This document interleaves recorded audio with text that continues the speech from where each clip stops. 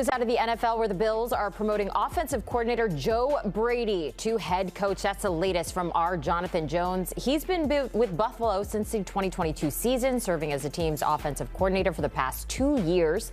The Bills considered a number of outside candidates, including Brian Daboll, Anthony Lynn, Anthony Weaver, before ultimately deciding to promote Brady. That leaves the Cardinals, the Browns, and the Raiders as the only head coach openings remaining in the NFL. Jonathan Jones joins us now with this breaking news. Jonathan, how did this all come together?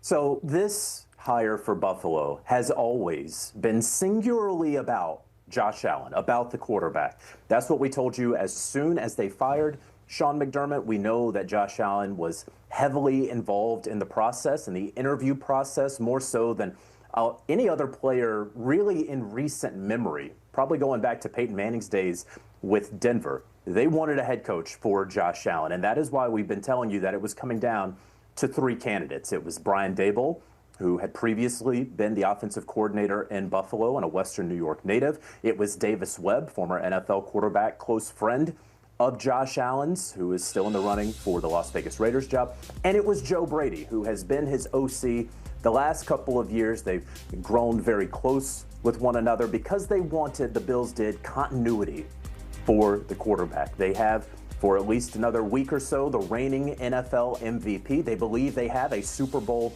caliber roster, and they want someone to get them over the hump. And so they choose the 36-year-old young head coach. He used to be the top assistant coach in college football with LSU. He had a couple of years with Carolina and Matt Rule that did not work out. But then he reinvented himself in Buffalo, learned a lot, and now he takes over on a 5-year deal, we can report, with the Buffalo Bills. Are you surprised? You said it's all about continuity, but we have yet to see the Bills kind of get over that hump that we've been looking for. Are you surprised that they wanted to go within? And obviously making Josh Allen happy was a key priority there. But are you shocked at all about this hire?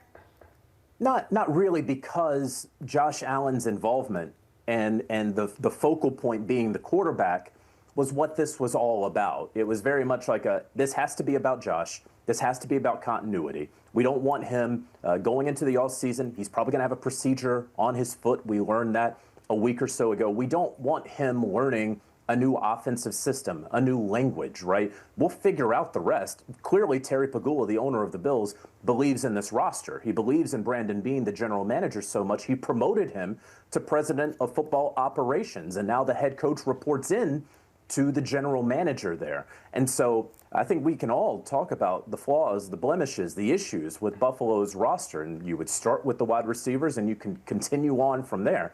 But the point about the head coach was always going to be about Josh Allen. Was it as simple as this is who Josh wants and that's who he gets? I don't think it was that simple, right? And I do believe that this was a difficult decision for Buffalo, but one that, again, if you had asked me a week ago who will ultimately be the Bills' head coach, I would have told you it will be either Brian Daboll or Joe Brady because of Josh Allen. And now we know, of course, it's Joe Brady.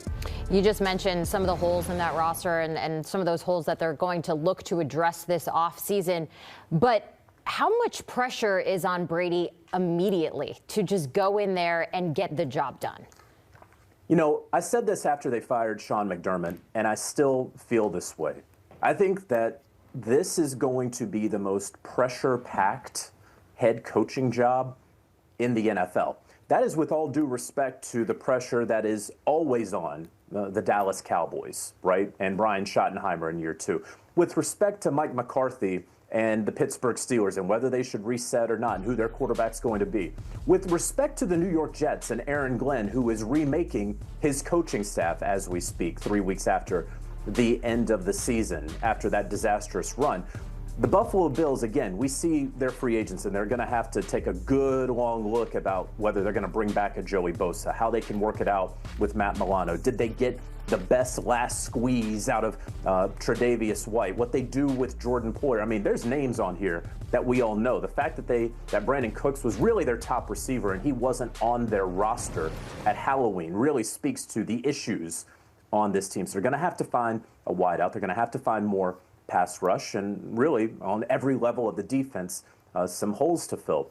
But when you talk about pressure, Sean McDermott is the second most successful coach in Buffalo's entire franchise history behind Mark Levy.